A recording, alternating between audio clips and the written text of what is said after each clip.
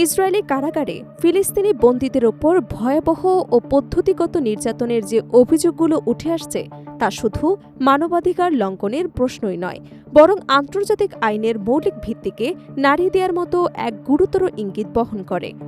আল জাজিরার অনুসন্ধানী প্রতিবেদনে সাবেক বন্দীদের বর্ণনায় এমন সব নির্যাতনের কথা উঠে এসেছে যা অত্যন্ত নির্মম ও অমানবিক বলে দাবি করা হচ্ছে।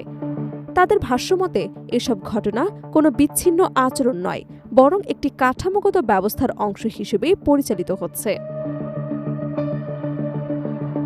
জাতিসংঘ ও আন্তর্জাতিক অপরাধ আদালতের পর্যবেক্ষণেও যৌন সহিংসতাকে যুদ্ধের অস্ত্র হিসেবে ব্যবহারের ইঙ্গিত পাওয়া যাচ্ছে।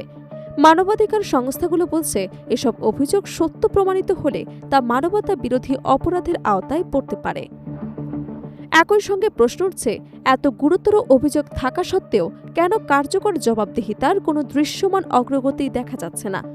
আন্তর্জাতিক অঙ্গনে এখন এই ইস্যু নতুন করে বিতর্ক ও উদ্বেগ তৈরি করছে, যেখানে ন্যায় বিচার ও দায়মুক্তির প্রশ্ন মুখোমুখি অবস্থানে দাঁড়িয়ে গেছে। এই প্রেক্ষাপটে ইসরায়েলি কারাগারে ফিলিস্তিনি বন্দীদের বিরুদ্ধে আরও গুরুতর অভিযোগ সামনে এসেছে। বিভিন্ন সূত্র ও অনুসন্ধানী প্রতিবেদনে বলা হচ্ছে, হেফাজতে থাকা বন্দীদের ওপর নিয়মতান্ত্রিকভাবে ধর্ষণ এবং যৌন নির্যাতন সহ পদ্ধতিগত সহিংসতা চালানো হচ্ছে।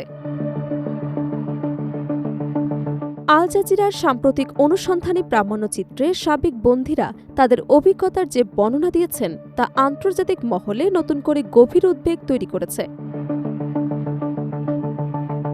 গাজার সাবেক সরকারি চাকুরিজীবী মুহাম্মদ আল বাকরি 2024 সালের 10 এপ্রিল ঈদ উল ফিতরের দিনের অভিজ্ঞতা তুলে ধরে জানান, তাকে এবং আরও 7 জন বন্দীকে সম্পূর্ণ নগ্ন করে চোখ এবং হাত বেঁধে সারিবদ্ধভাবে দাঁড় করানো হয়। এরপর সেনা ও কারাগার রক্ষীরা তাদের ওপর শারীরিক ও যৌন নির্যাতন চালায় বলে তিনি অভিযোগ করেন। আল বাকরি আরও দাবি করেন, বন্দীরা যন্ত্রণায় চিৎকার করলেও সেনারা হাসছিল এবং সে সময় ঘটনাগুলো ভিডিও করা হচ্ছিল। তার ভাষ্যমতে বন্দীদের ভয় দেখাতে এবং নিয়ন্ত্রণে রাখতে হিংস্র কুকুর লেলিয়ে দেওয়ার ঘটনা ঘটেছে, যা পরিস্থিতিকে আরও ভয়াবহ করে তোলে। একই ধরনের অভিজ্ঞতার কথা জানিয়েছেন জব ছদ্মনামের গাজার এক সাধারণ শ্রমিক। তিনি অভিযোগ করেন, নারী সেনারা তাকে হাত পা বেঁধে মেঝেতে চেপে ধরে অমানবিক যৌন নির্যাতন চালায়। ঘটনাটি চলাকালীন উপস্থিত অন্যান্য সেনারা বিষয়টি দেখছিল এবং ভিডিও ধারণ করছিল বলে দাবি করেন। এসব ঘটনার পেছনে 2023 সালের 7 অক্টোবরের হামাস হামলার তথ্য আদায়ের যুক্তি দেখানো হলেও ভুক্তভোগীদের বক্তব্য অনুযায়ী তারা ওই ঘটনার সঙ্গে কোনোভাবেই জড়িত ছিলেন না।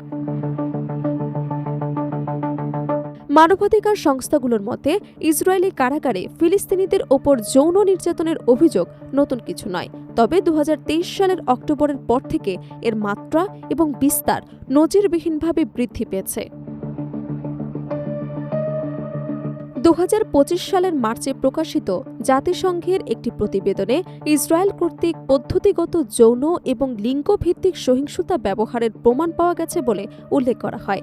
এর পরিপ্রেক্ষিতে আন্তর্জাতিক পর্যায়ে ইসরায়েলকৃত সংঘাতপূর্ণ অঞ্চলে যৌন সহিংসতা চালানো রাষ্ট্রগুলোর তালিকায় অন্তর্ভুক্ত করা হয়েছে বলে বিভিন্ন সূত্রে দাবি করা হচ্ছে, যা বিশ্বজুড়ে নতুন রাজনৈতিক বিতর্ক সৃষ্টি করেছে।